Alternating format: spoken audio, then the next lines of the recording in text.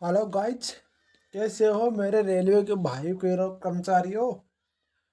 तो मैं आज आपको रेलवे साइंस जो स्पीडी की जानी मानी बुक है उसका आज मैं आपको नाभिकीय भौतिकी टॉपिक पूरा कराने वाला हूँ इस वीडियो में। तो जो रेलवे ग्रुप डी की तैयारी है, एनटीपीसी सेकंड फेज की तैयारी कर रहे हैं, वो बच्चे इस वीडियो को पूरा देखो और वीडियो कम से कम 5 से 7 बार देखें ताकि आपको आगे फिर से पढ़ने की नाभिकीय भौतिकी की जरूरत ना पड़े।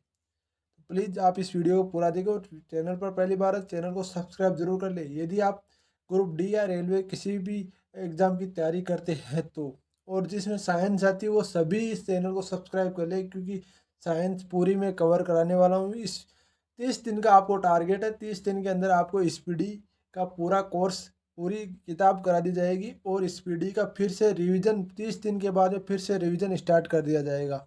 और मैं इसी चैनल के ऊपर आपको जो आपकी है ना घटना चक्कर मैथ की वो भी कराने वाला हूँ। तो प्लीज़ इस चैनल को सब्सक्राइब जरूर कर ले। तो हम शुरुआत करते हैं। इलेक्ट्रॉन इलेक्ट्रॉन इलेक्ट्रॉन होते हैं। इलेक्ट्रॉन की खोज 1897 में जे थॉमसन ने कैथोड किरणों के रूप में की थी। आपको इतना याद रखना है कि इलेक्ट्रॉन की खोज 1897 में जे थॉमसन ने कैथोड किरणों के रूप में की थी। इलेक्ट्रॉन अति सूक्ष्म कण होते हैं। ये परमाणु नाभिक के बाहर चारों ओर चक्कर लगाते हैं।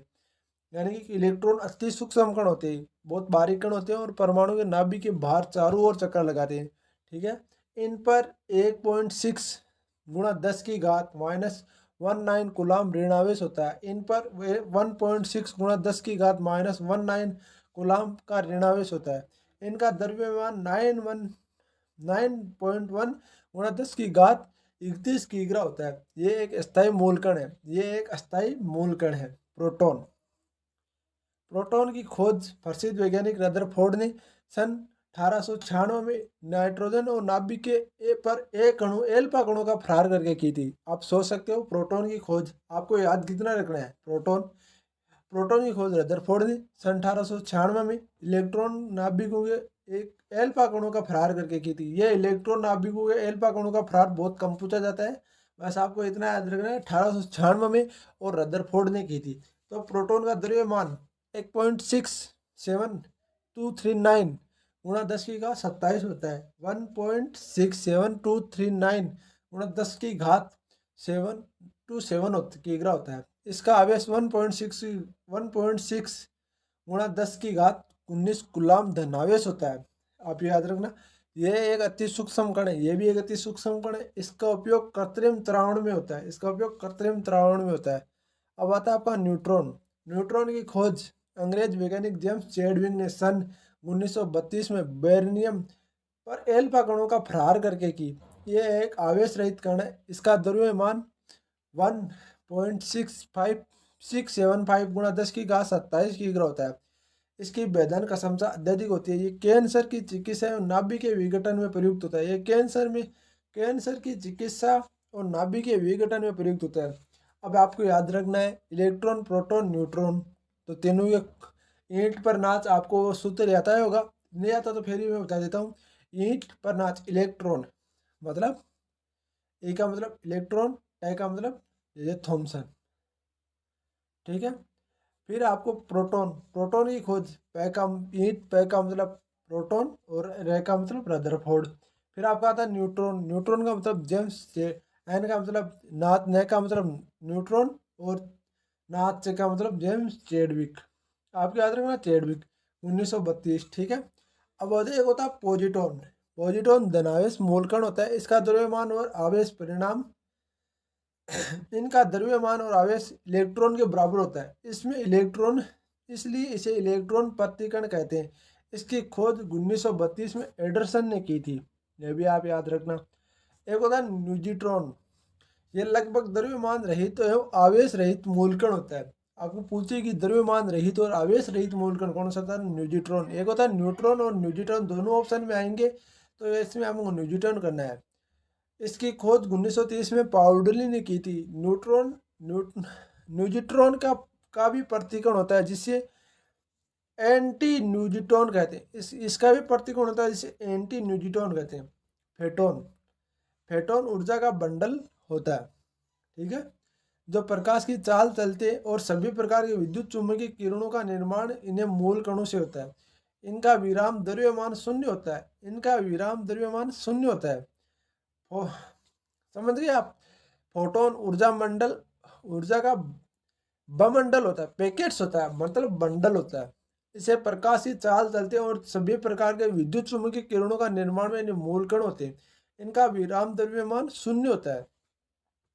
कार्बन काल निर्माण। इस विधि में जीवों के अवशेषों की आयु का पता लगाया जाता है। जीवित अवस्था में प्रत्येक जीव कार्बन 14 का तत्व ग्रहण करते हैं। आपको बहुत बार क्वेश्चन पूछा जाता है कि कार्बन 14 का क्या उपयोग है, तो आपको जीवों के अवशेषों की आयु का मतलब जो जीव होते हैं ये कौन सी सन के हैं, कौन सी ये पूछा। इसकी आयु का पता लगाने के लिए आपको कार्बन 14 का प्रयोग किया जाता है। ये क्वेश्चन आपके लिए वेरी इंपॉर्टेंट है, आप इसको अंडरलाइन कर लो, लिख लो, ठीक है। यह बहुत बार पूछा जा चुका है रेलवे में। मृत्यु होने के बाद इसका ग्रहण करना बंद हो जाता है। मतलब आप ये समझ लो, कार्बन 14 होता है ना, वो किसी भी जीव या जंतु की मृत्यु हो जाती है ना, तो वो इसको ग्रहण करना बंद कर देता है। तो ये वैज्ञानिक इसका ये पता लगाते हैं कि कब इसने ग्रहण किया था लास्ट बार, तो इसका पता लग जाता है। अतः इसे मृत जीव में कार्बन 14 की सक्रियता माप करके उसकी मृत्यु का वर्तमान तक समय की गणना की जाती है। आप सोच सकते हो ये कितना, मैंने आपको पहले बता दिया। यूरेनियम काल निर्धारण। चट्टान आदि प्राचीन निर्जीव पदार्थ की आयु में उसमें उपस्थित रेडियो एक्टिव खनिजों जैसे यूरेनियम द्वारा ज्ञात किया जाता है। यूरेनियम काल निर्धारण का इसी विधि द्वारा चंद्रमा पर लाई गई चट्टानों की आयु 4.6 गुणा 10 की घात 9 यानी कि 4.6 अरब वर्ष पाई जाती है, जो कि लगभग उतनी है जितनी पृथ्वी की है। नाभिकीय रिएक्टर, ये एक ऐसी युक्ति है जिसे यूरेनियम 235 का नियंत्रण विघटन कराया जाता है। प्रथम नाभिकीय रिएक्टर वैज्ञानिक एरेनको फर्मी के निर्देशन में अमेरिका के शिकागो विश्वविद्यालय में सन 1942 में बनाया गया था। नाभिकीय रिएक्टर का विखंडन श्रृंखला अभिक्रिया को नियंत्रण करने के लिए कैडमियम और बोरोनियम की लंबी छड़ों का प्रयोग किया जाता है। अब आपको पूछा जाता है कि नाभिकीय रिएक्टर का विखंडन के लिए कौन सी छड़ों का प्रयोग किया जाता है, तो कैडमियम और बोरोन, याद रखना आप, कैडमियम और बोरोन छड़ों का प्रयोग किया जाता है नाभिकीय रिएक्टर विखंडन के लिए। ये बहुत बार क्वेश्चन पूछा जा चुका है। और इसको जिसमें यूरेनियम 235 का नियंत्रण विखंडन कराया जाता है। ये भी याद रखना, नाभिकीय रिएक्टर में यूरेनियम 235 का नियंत्रण विखंडन कराया जाता है। और एक बात और याद रखना, ये अमेरिका के शिकागो विश्वविद्यालय में सन 1942 में बनाया गया था। ये भी याद रखना, ये भी आपके लिए बहुत ही महत्वपूर्ण है। अब आता नाभिकीय विखंडन, ये भी आपके लिए बहुत ही महत्वपूर्ण है। तो आप नाभिकीय विखंडन में आपको बता देता हूँ। जब यूरेनियम 235 पर मंद गति के न्यूट्रॉनों की बमबारी की जाती है, तो उसका भारी नाभिकीय विभक्त हो जाता है। साथ ही बहुत अत्यधिक ऊर्जा हो सकती है। इस अभिक्रिया को नाभिकीय विखंडन कहते हैं, ठीक है। जब यूरेनियम 235 पर मंद गति के न्यूट्रॉनों की बमबारी की जाती है, मतलब नाभिक जब यूरेनियम 235 और मंद गति के न्यूट्रॉनों को एकदम ऐसे डाला जाता है, तो उसमें नाभिकीय विभक्त हो जाता है, भारी नाभिकीय। इसके साथ ही बहुत अधिक ऊर्जा चीज होती है जिसे नाभिकीय विखंडन कहते हैं। परमाणु बम अनियंत्रण नाभिकीय विखंडक अभिक्रिया पर आधारित है। अब यह क्वेश्चन भी आपके लिए बहुत ही महत्वपूर्ण है, इसको भी आप लिख लो। परमाणु बम अनियंत्रण नाभिकीय विखंडन अभिक्रिया पर आधारित है। आपको इतना याद रखना है कि परमाणु बम से कम नुकसान होता है वैसे, जैसे ये है ना हाइड्रोजन बम से, तो हाइड्रोजन बम से परमाणु बम से कम नुकसान होता है। तो परमाणु बम जितने दूर का एरिया घेरता है ना, वो नाभिकीय वो विखंडन करता है, तब ये परमाणु बम। और हाइड्रोजन बम क्या करता है, वो गैस में घुल जाता है, यानी कि ऑक्सीजन में घुल जाता है। तो नाभिक पर हाइड्रोजन बम बहुत ज़्यादा नुकसान करता है।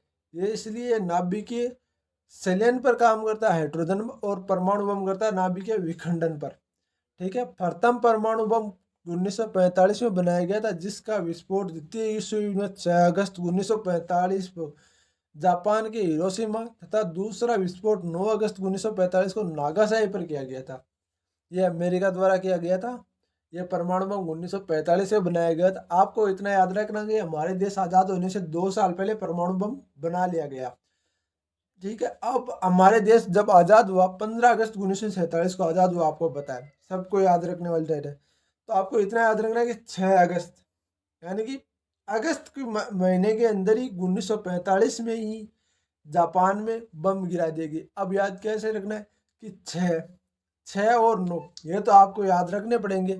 6 अगस्त 1945 और 9 अगस्त 1945। अब याद रखना है कि 6 अगस्त 1945 को हिरोशिमा और 9 अगस्त 1945 को नागासाकी पर बम गिरा दिया गया। ये तो आपको याद रह जाएगा। अब आता है नाभिकीय संलयन। जब दो या दो से अधिक हल्के नाभिक संयुक्त होकर एक भारी नाभिक बनाते हैं तो अत्यधिक ऊर्जा विमुक्त करते हैं। इस अभिक्रिया को नाभिकीय संलयन कहते हैं। सूर्य से प्रकाश प्राप्त प्रकाश और ऊष्मा का मुख्य स्रोत नाभिकीय संलयन या हाइड्रोजन बम नाभिकीय संलयन अभिक्रिया पर आधारित है। प्रथम हाइड्रोजन बम 1952 में बनाया गया। तो मैंने आपको ये बता दिया कि हाइड्रोजन नाभिकीय संलयन पर आधारित है। और आपको ये याद रखना है कि प्रथम हाइड्रोजन 1952 में बनाया गया। जैसे 1950 में हमारा संविधान लागू हुआ, 2 साल बाद में हाइड्रोजन बम बना लिया गया। अब मैं आपको इसे ट्रिक बता रहा हूँ एक याद करने की, ठीक है ना। तो अब आपको नाभिकीय मैं आज एक बात बता दूँ, यदि आप ग्रुप डी की तैयारी कर रहे हैं तो आप इस चैनल को सब्सक्राइब जरूर कर लें। इसी टॉपिक के अंदर आपका एक टॉपिक है आविष्कार और आविष्कारक, तो वो भी मैं आप इसमें करा देता हूँ। ये भी बहुत बार क्वेश्चन पूछा जाता है रेलवे में। क्वांटम सिद्धांत, मैक्स प्लैंक। कैलकुलेटर का आविष्कार बी पास्कल ने किया था। क्लोरोफॉर्म का आविष्कार जेम्स हैरिसन ने किया था। टेलीग्राफ का आविष्कार मार्कोनी ने किया था। टेलीविजन का आविष्कार जे.एल. बिदर्स ने किया था। टेलीफोन का आविष्कार ग्राम बेल ने किया था। टेलीफोन का आविष्कार Graham Bell. Telephone Graham Bell. Telescope Galileo. ऐसे याद करना आपको। ट्रांजिस्टर विलियम सालक। Dynamo Michael Faraday. ये डायनोमो वाला बहुत बार पूछा जाता है। Penicillin M Fleming. परमाणु बम Otto Hahn. Radio activity Henri Becquerel. Radium madam Curie. Radio Marconi. रक्त परिवहन विलियम हार्वे। भाप ईंधन जेम्स वाट। रडार टेलर एवं यंग। गन पाउडर रोंजन बेंकन। छपाई कला का गुटनबर्ग। हवाई जहाज राइट ब्रदर्स। एक्सरे रोटोजन। हाइड्रोजन का आविष्कार किसने किया था? गेवेडिस। Electron J Thomson. Proton Rutherford. Neutron James Chadwick. नाभिक रदरफोर्ड। परमाणु सिद्धांत मोसले। परमाणु संख्या मोसले। परमाणु सिद्धांत डाल्टन। बैरोमीटर टेरी सेली। आवर्त का निर्माण मेंडेलफ ने किया था। डायमाइनाइट अल्फ्रेड नोबले। सापेक्षा का सिद्धांत आइंस्टाइन। Microscope Johnson. रक्त परिवर्तन लेड स्किनर। Insulin Banting. पोलियो का टीका जॉनी साल्क। बेतार का तार मार्कोनी। जेंट इंजन फ्रैंक हीटर। Radar Albert Taylor. Printing press John गुड्सबर्गर। Microscope Johnson. Pressure cooker Dennis पेम्पिंग। कास्मिक किरणें कोरेटी हैरिस। टेलीस्कोप हेनी लेप्रिस। AC motor Nikola Tesla. Chronometer Jones Harrison. हमने ये टॉपिक पूरा कर लिया, तो अब हम इस टॉपिक के क्वेश्चंस भी अभी इसी वीडियो में कर लेते हैं। आपके लिए 20 मिनट का वीडियो का 20 मिनट का कोई बहुत बड़ा वीडियो नहीं होता, पर आपको एक टॉपिक क्लियर हो रहा है ना, वो बड़ी चीज़ है। तो अब 20 मिनट के टॉपिक में अब टेस्ट पेपर भी हम दे लेते हैं साथ में भी। टेस्ट पेपर भी देना हमारे दिन में, क्योंकि टेस्ट पेपर नहीं दोगे तब तक पता क्या चलेगा। तो हम शुरुआत करते हैं। हाइड्रोजन किस अभिक्रिया पर आधारित है? तो आपको बताना हाइड्रोजन किस अभिक्रिया पर आधारित है। तो मैं बताता हूँ, नाभिकीय संलयन अभिक्रिया पर हाइड्रोजन बम आधारित है। आपको पता है वो तरीका मैंने बता दिया। परमाणु बम किस अभिक्रिया पर आधारित है? परमाणु बम किस अभिक्रिया पर आधारित है? नाभिकीय विखंडन पर अभिक्रिया है। रडार का आविष्कार किसने किया था? अल्बर्ट टेलर ने रडार का आविष्कार किया था। न्यूट्रॉन की खोज किसने की थी?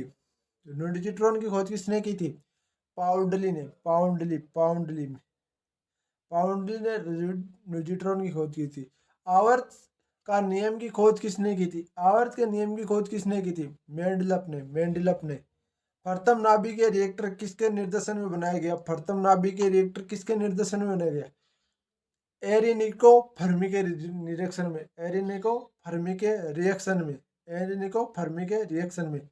तो आपको ये याद रखना है, प्रथम हाइड्रोजन बम कब बनाया गया? आप बताओ, प्रथम हाइड्रोजन बम कब बनाया गया? पहले कौन सा बम बना? परमाणु बम, जो आज़ादी से पहले का बना। और जब आज़ादी के बाद में बना वो हाइड्रोजन बम था। तो हाइड्रोजन बम आज़ादी के बाद में, इसमें दो सन कौन से? 1952 और 1955। और तो आज़ादी के बाद की सन है नहीं। तो आप बताओ इसमें, तो मैं आपको हिंट भी दे दिया। तो आपको 1952 इसमें करना है। प्रोटॉन किसके कारण प्रोटॉन किस प्रकार का कण है? बताओ, प्रोटॉन किस प्रकार का कण है? तो मैं बता दूं, धनावेश युक्त कण है। इलेक्ट्रॉन किस प्रकार का कण है? इलेक्ट्रॉन ऋणावेशित कण है। पूरा इसमें आपको ऋणावेशित कण है। न्यूट्रॉन किस प्रकार का कण है? आवेशहीन कण है। इसके अंदर सी आएगा आपका। और मैं आपको बता दूं, इसके परमाणु बम का आविष्कार किसने किया था? परमाणु बम का आविष्कार किसने किया था? ओटो हॉर्न ने किया था। परमाणु बम कब बनाया गया? परमाणु बम कब बनाया गया ये बताओ आप मुझे। अब बताते हो, एक महीने लगाए हुए नहीं है, तो आप बताओ परमाणु बम का आविष्कार कब किया था? बताओ। 1945 में। इलेक्ट्रॉन की खोज किसने की थी? अब बताओ आप, इलेक्ट्रॉन की खोज किसने की थी? जे थॉमसन ने की थी। प्रोटॉन की खोज किसने की थी? प्रोटॉन की खोज किसने की थी? प्रोटॉन की खोज गोल्डस्टीन ने। सॉरी, प्रोटॉन की खोज गोल्डस्टीन ने नहीं की। इसमें रदर ईट पर का मतलब रदरफोर्ड होता है। इसमें गलती से मिसप्रिंट से मेरे से हो गया, सॉरी। तो प्रोटॉन की खोज किसने की थी? प्रोटॉन की खोज की थी आपने, रदरफोर्ड ने। अब आता आपका न्यूट्रॉन की खोज किसने की थी? तो न्यूट्रॉन की खोज आपको पता है, रदरफोर्ड ने न्यूट्रॉन की। जेम्स चैडविक ने न्यूट्रॉन की खोज की थी। पोलियो के टीके का खोज किसने किया था? बताओ, पोलियो के टीके का खोज किसने किया था? जॉन ईसालक ने किया था। डाइम डाइमानाइड का आविष्कार कौन थे? डाइमानाइड के आविष्कार कौन थे भाई? बताओ। ए, आपको पता है ना, एल्डम नोबल। पॉजिट्रॉन की खोज किसने की थी? बताओ, आपके पॉजिट्रॉन की खोज किसने की थी? एंडरसन ने की थी। निम्नलिखित में से किसकी वेदन क्षमता अत्यधिक होती है? बताओ, सबसे ज्यादा कौन भेज सकता है? बताओ, कौन भेज सकता है? तो मैं बता दूं, गामा किरणें सबसे ज्यादा भेज सकती है। एल्फा बीटा, और जो गामा होती है उसमें आपको याद रखना है, एल्फा बीटा गामा जो लास्ट में होती है वही सबसे ज्यादा भेज सकती है। टेलीफोन का आविष्कार किसने किया था? बताओ, टेलीफोन का आविष्कार किसने किया था? आपको पता है, ग्राम बेल ने किया था। अलेक्जेंडर ग्राम बेल ने किया था। सोलर सिस्टम किसने खोजा? बताओ, सोलर सिस्टम किसने खोजा? कोपरनिकस ने खोजा। जो राजस्थान में तो हमारे चल रहा है कोपरनिकस। नाभिक के विखंडन का टिगर क्या था? बताओ, नाभिक के विखंडन का टिगर क्या था? तो नाभिक के विखंडन का टेलर था न्यूट्रॉन। क्वांटम का सिद्धांत किसने दिया था? बताओ, क्वांटम का सिद्धांत किसने दिया था? तो मैं बता दूं, क्वांटम का सिद्धांत दिया था मैक्स प्लांक ने। रेडियोधर्मिता का आविष्कार किसने किया था? तो रेडियोधर्मिता का आविष्कार किसने किया था? हेनरी बेरकुरन ने। प्रसिद्ध बिग बी थ्योरी किस मुख्य रूप सिद्धांत पर आधारित है? बताओ, किसके रूप में सिद्धांत पर आधारित है? तो मैं बता दूं, डॉप्टर प्रभाव के रूप में आधारित है। अगला आपका क्वेश्चन है, निम्न में से कौन सा सूक्ष्मतम तत्व है? बताओ, कौन सा सूक्ष्मतम तत्व है? बताओ, आप बताओ। हाइड्रोजन। भारत के प्रथम परमाणु रिएक्टर किसके नाम से जाना जाता है? बताओ, आपको किसके नाम से जाना जाता है? अप्सरा के नाम से जाना जाता है भारत का परमाणु हाइड्रो प्रथम रिएक्टर अप्सरा के नाम से। इलेक्ट्रॉन आवेश निर्धारण किसने, आगे देख लेना, आप क्वेश्चन आ रहा है अभी, ये अभी उत्तर साइड में आ गया पर आपको उत्तर एक भी नहीं मिलने वाला। बताओ, अब इसमें क्वेश्चन आपको इलेक्ट्रॉन के आवेश का निर्धारण किसने किया था। क्वेश्चन में आपको बता देता हूँ, आप तो होशियार बच्चे हो तो मैं बता दूं आपको इसके अंदर उत्तर, इसमें होता है मेलिकान। परमाणु में अवस्थित सबसे हल्का कण कौन सा है, ये तो आप सभी को आता ही होगा, तो मैं आपको बता दूं इसमें सबसे हल्का कण होता है आपका इलेक्ट्रॉन। लकड़ी की आयु याद करने के लिए आपको मैंने ये बताया था, लकड़ी और जीव जंतु की आयु याद करने के लिए कौन सा कार्बन काम में लिया जाता है, तो मैंने तो ऑप्शन दे दिया पर आपको वहाँ ऑप्शन कोई नहीं देने वाला। तो कार्बन 14 काम में लिया जाता है। पॉजिट्रॉन का प्रतिकरण है, बताओ पॉजिट्रॉन का प्रतिकरण कौन सा है, तो मैं बता दूं इसके अंदर इलेक्ट्रॉन है। पृथ्वी की आयु का आकलन किया जाता है, बताओ किसमें किया जाता है, कार्बन डेटिंग से। गामा किरणों की खोज किसने की, बताओ गामा किरणों की खोज किसने की, बिलार्ड ने की थी। जीवाश्म की आयु का निर्धारण किसके द्वारा होता है, जीवाश्म की आयु का निर्धारण होता है आपके रेडियो कार्बन डेटिंग से। पोलोनियम की खोज किसने की थी, बताओ पोलोनियम की खोज किसने की थी, मेरी क्यूरी ने की थी। असक्रिय गैसों का खोज करने का श्रेय किसे प्राप्त है, असक्रिय गैसों का खोज करने का श्रेय किसे प्राप्त है, रेंजम को। डायमाइड बनाने के लिए किस गैस का प्रयोग किया जाता है, आप सोचोगे ये उत्तर आ जाएंगे, उत्तर नहीं आएंगे इधर से, मैं आपको एक बता रहा हूँ। डायमानाइड बनाने के लिए किस गैस का प्रयोग किया जाता है, बताइए आप, नाइट्रोग्लिसरीन। हाइड्रोजन बम किसके द्वारा, किसने विकसित किया, हाइड्रोजन बम किसने विकसित किया, बताइए आप। तो मैं बता दूं इसके अंदर हाइड्रोजन बम आपने एंड्रोजन टेलर ने विकसित किया। परमाणु बम का विकास किसने किया, ये तो आप क्वेश्चन सभी को बताना ही होगा, जे रॉबर्ट होम्स ने किया था। तो ये जो अब मैं आपको अगला करा रहा हूँ ये भी नाभिकीय में आता है। आप सोचोगे सर ये टॉपिक कौन सा आ गया, ये भी आपका नाभिकीय में आता है, तो आप देख लेना है नाभिकीय। विद्युत बल्ब क्या करता है, विद्युत ऊर्जा को प्रकाश ऊर्जा में रूपांतरित करता है, विद्युत बल्ब। विद्युत हीटर विद्युत ऊर्जा को उष्मा ऊर्जा में रूपांतरित करता है। लाउड स्पीकर विद्युत ऊर्जा को ध्वनि ऊर्जा में रूपांतरित करता है। विद्युत मोटर विद्युत ऊर्जा को यांत्रिक ऊर्जा में रूपांतरित करती है। आप सोच रहे हैं ना, विद्युत मोटर। डायनोमो यांत्रिक ऊर्जा को विद्युत ऊर्जा में रूपांतरित करता है, जैसे हमारा मतलब जनरेटर, वो होता है डायनोमो। मोमबत्ती या रासायनिक ऊर्जा को प्रकाश ऊर्जा, रासायनिक ऊर्जा को प्रकाश एवं ऊर्जा उष्मा ऊर्जा में, आप सोच सकते दोनों ऊर्जा में ये करता है। मोमबत्ती है ना, जो रासायनिक ऊर्जा होती है उसमें उसको प्रकाश भी देती है और उष्मा भी देती है, दोनों देती है। माइक्रोफोन ध्वनि ऊर्जा को विद्युत ऊर्जा में रूपांतरित। ये क्वेश्चन बहुत बार मिसप्रिंट हो जाता है, क्योंकि माइक्रोफोन हम सोचते हैं एयरफोन होता है, माइक्रोफोन आप सबको पता है, इसमें ध्वनि ऊर्जा। आप सोचते हैं कि जैसे एयरफोन डालते हैं तो इसमें से आपको विद्युत ऊर्जा आएगी, विद्युत ऊर्जा से हमें ध्वनि ऊर्जा में देगा, बल्कि ये गलत है। ये ध्वनि ऊर्जा को विद्युत ऊर्जा में रूपांतरित करके हमें देता है। सोलर सेल सौर ऊर्जा को विद्युत ऊर्जा में रूपांतरित करता है। विद्युत सेल रासायनिक ऊर्जा को विद्युत ऊर्जा में रूपांतरित करता है। सितार यांत्रिक ऊर्जा को ध्वनि ऊर्जा में रूपांतरित करता है। अवतल दर्पण बने प्रतिबिंब की स्थितियों, प्रकृति तथा आकार, यह भी आप देख लो पूरा। अनंत पर फोकस पर वास्तविक वस्तु से बहुत छोटा। वक्रता केंद्र तथा अनंत के बीच में, वक्रता केंद्र तथा फोकस के बीच वास्तविक उल्टा तथा वस्तु से छोटा। वक्रता केंद्र पर वास्तविक उल्टा तथा वस्तु के बराबर। वक्रता केंद्र तथा फोकस के बीच में, वक्रता केंद्र तथा अनंत के बीच में वास्तविक उल्टा तथा वस्तु से बड़ा। फोकस पर अनंत पर वास्तविक उल्टा तथा वस्तु से बड़ा। फोकस व ध्रुव के बीच में, दर्पण के पीछे काल्पनिक सीधा वस्तु से बड़ा। अब कई महानुभाव क्या कहेंगे, सर आप तो केवल रीडिंग मार रहे हो।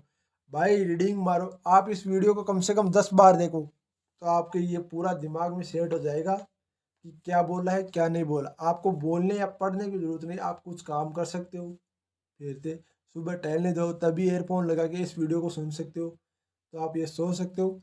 अनंत पर फोकस दूरी प्रतिबिंब की प्रगति है, ये वस्तु की स्थिति होती है। अनंत पर जैसे कोई वस्तु हो तो फोकस पर काल्पनिक सीधा वस्तु से बहुत छोटा, ध्रुव तथा अनंत के बीच में, फोकस के पीछे ध्रुव एवं फोकस के बीच में काल्पनिक, अनंत से अनंत के बीच में सीधा व वस्तु से छोटा। उत्तल लेंस में बने प्रतिबिंबों की स्थिति एवं प्रकृति तथा आकार अनंत पर, दूसरी ओर फोकस पर वास्तविक उल्टा तथा वस्तु से छोटा। वक्रता केंद्र तथा अनंत के बीच में, लेंस की दूसरी ओर लेंस और वक्रता केंद्र के बीच में वास्तविक उल्टा तथा वस्तु से छोटा। वक्रता केंद्र पर दूसरी ओर वक्रता केंद्र पर वास्तविक उल्टा तथा बराबर। वक्रता केंद्र तथा फोकस के बीच में, तो वक्रता केंद्र और फोकस के बीच में होता है जैसे लेंस की दूरी दूसरी और अनंत तथा वक्रता केंद्र के बीच में वास्तविक उल्टा वस्तु से बड़ा।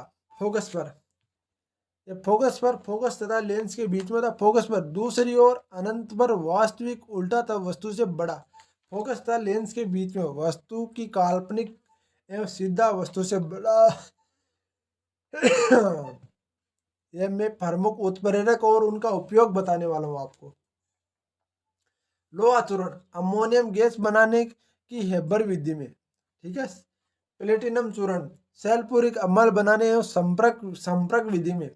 निकिल वास्तविक तेल का कृत्रिम घी बनाने में।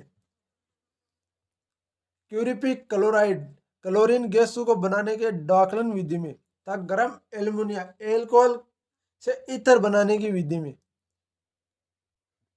अब हम बात करते हैं उपकरण और उनके कार्य। आपको ये भी क्वेश्चन रेलवे में बहुत बार पूछा जाता है। एमीटर अल्टीमीटर होता है ऊंचाई का मापन करने में। बैरोमीटर वायुमंडल दाब मापने के लिए। कैलोग्राम हृदय की गति जांच करने के लिए। हाइड्रोमीटर द्रव्य की अपेक्षित घनत्व देने के लिए। अब मैं ऊपर बताइए हृदय की गति की जांच जो होता है ना, हमारा डॉक्टर लगा रहता है और हमारे छाती के ऊपर लगाता है, जैसे हम बीमार हो जाते हैं तब। हाइड्रोमीटर द्रव्य का अपेक्षित घनत्व मापने के लिए। मैनोमीटर गैसों का दाब का माप करने के लिए।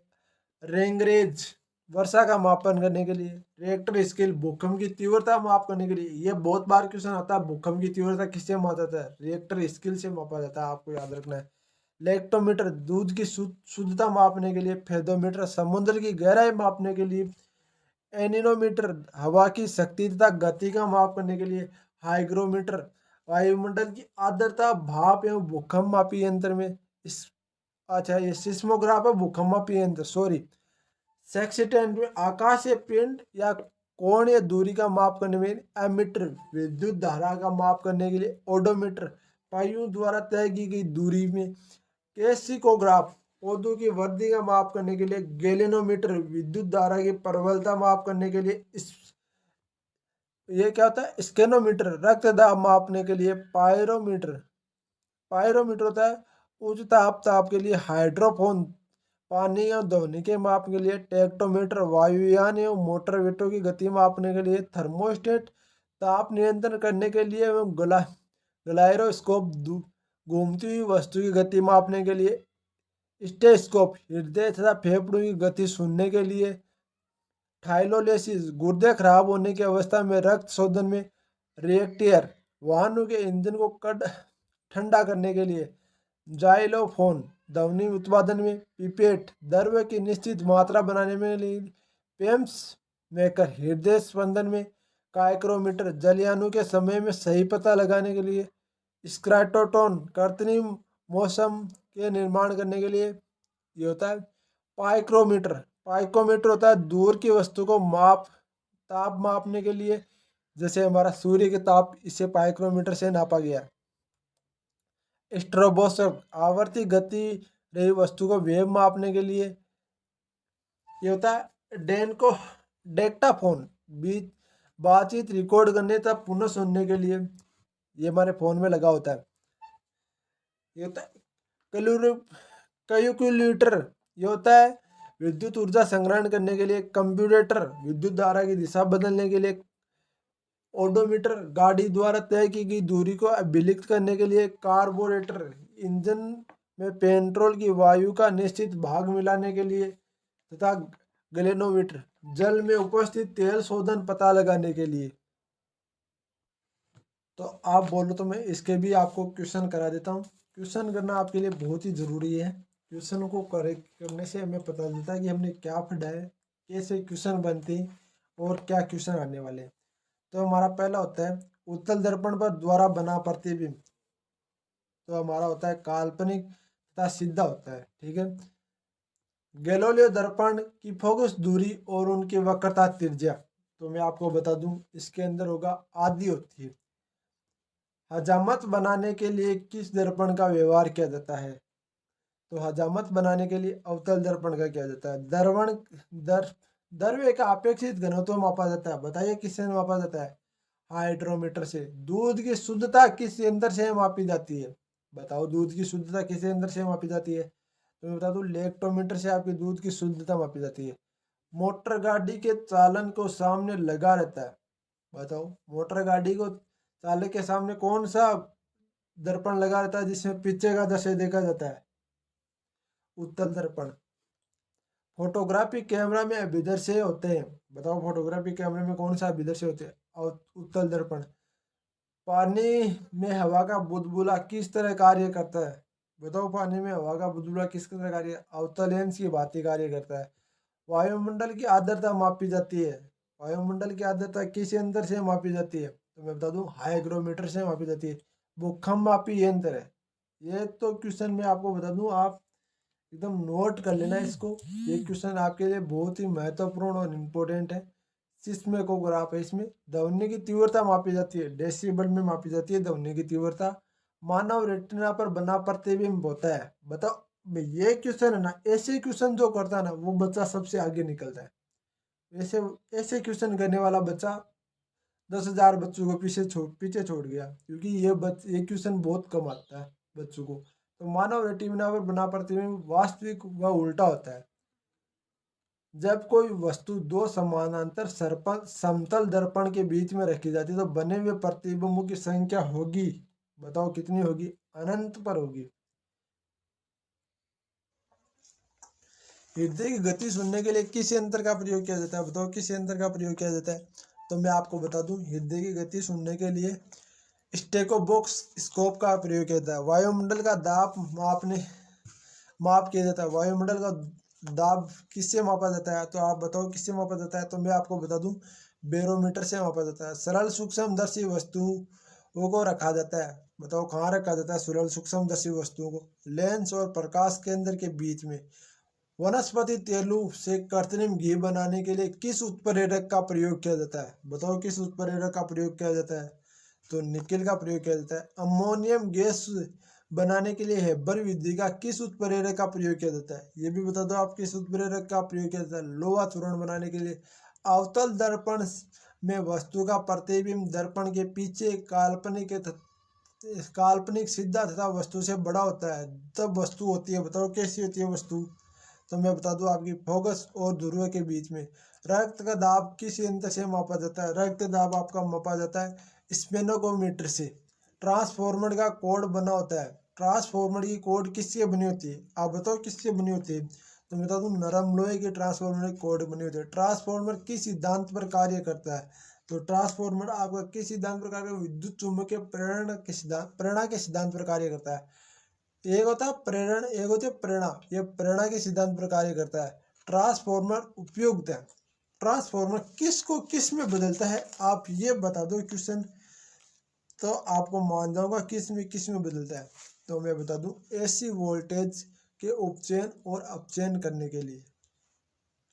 यानी कि ट्रांसफॉर्मर ऐसी जो अपनी धारा आती है, जो घरों में विद्युत बिजली आती है, वो ट्रांसफॉर्मर वो क्या कहते हैं उप या यानी कि नीचे और ऊपर बढ़ाने के लिए काम में आता है ट्रांसफॉर्मर।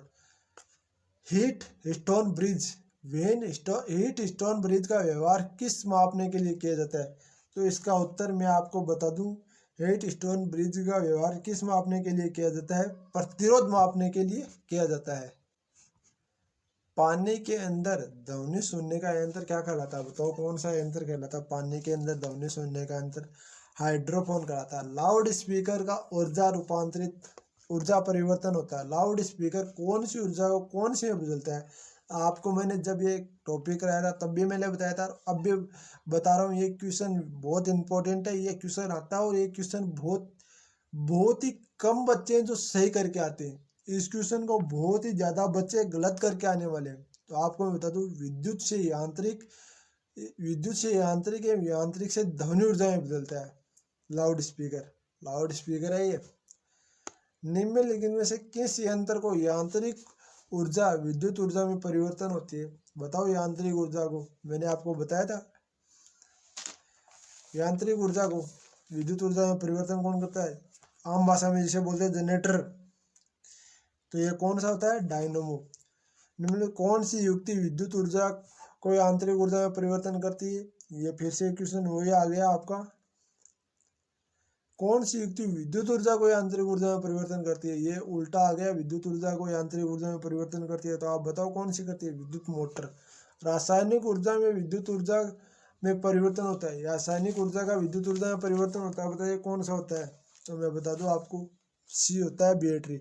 रेक्टिफायर का प्रयोग किया जाता है। रेक्टिफायर का प्रयोग कहाँ किया जाता है? रेक्टिफायर का प्रयोग किया जाता है एसी को डीसी में बदलने के लिए। ट्रांसफॉर्मर का प्रयोग किया जाता है। ट्रांसफॉर्मर का आपका प्रयोग किया जाता है केवल एसी में। ट्रांसफॉर्मर का प्रयोग किया जाता है। टेलीफोन लाइनों का प्रवाहित ऊर्जा होती है, बताओ टेलीफोन लाइनों में कौन सी प्रवाहित ऊर्जा होती है? आपको ये क्वेश्चन भी आपको ऐसा नहीं करना है कि सर हम तो आवाज कर रहे हैं तो आवाज ध्वनि ऊर्जा जाती है। ध्वनि ऊर्जा नहीं जाती, विद्युत ऊर्जा जाती है टेलीफोन लाइनों में। शुष्क सेल किस तरह के से ऊर्जा ऊर्जा निहित होती है? शुष्क सेल में कौन सी ऊर्जा निहित होती है? तो शुष्क सेल में मैं आपको बता दूं, आपकी रासायनिक ऊर्जा निहित होती है। उच्चतर वोल्टेज का निम्नतर वोल्टेज या विपरीत से एसी रूपांतरित करने वाला उपकरण कौन सा है? उच्चतम वोल्टेज से निम्नतम वोल्टेज या विपरीत से एसी रूपांतरित करने वाला उपकरण कौन सा है? बताओ आप कौन सा है? आपको उत्तर तो दिख गया होगा, फिर भी आपको मैं बता दूं, ट्रांसफॉर्मर होता है, जो आपको आम भाषा में हमारे बोलते हैं डीपी, ये होती है ट्रांसफॉर्मर। तो आप इस प्लीज़ चैनल पर पहली बार है चैनल को सब्सक्राइब करें, क्योंकि रेलवे ग्रुप डी के लिए चैनल आपके लिए बहुत ही फायदेमंद साबित होगा। मैंने आपको बोल दिया स्पीडी की पूरी, इसके अंदर पूरी साइंस कराने वाला हूँ, स्पीडी की पूरी साइंस। और स्पीडी की जैसे साइंस हो जाती है और रेलवे ग्रुप डी की एग्जाम में टाइम बचता है, तो हम रुक्मणी की भी लेके आने वाले हैं, या फिर हम लुसेंट की करा देंगे। साइंस आपको पूरी कवर करा दी जाएगी। साइंस में आपको 25 में से मेरा टारगेट आपके 22 नंबर आ जाए। तो प्लीज़ इस चैनल को सब्सक्राइब करें और बेल आइकन के बटन को जरूर दबा दें और लाइक जरूर करें, ताकि मुझे मोटिवेशन मिले और मैं आगे भी आपके लिए वीडियो लाता रहूं। थैंक यू, धन्यवाद।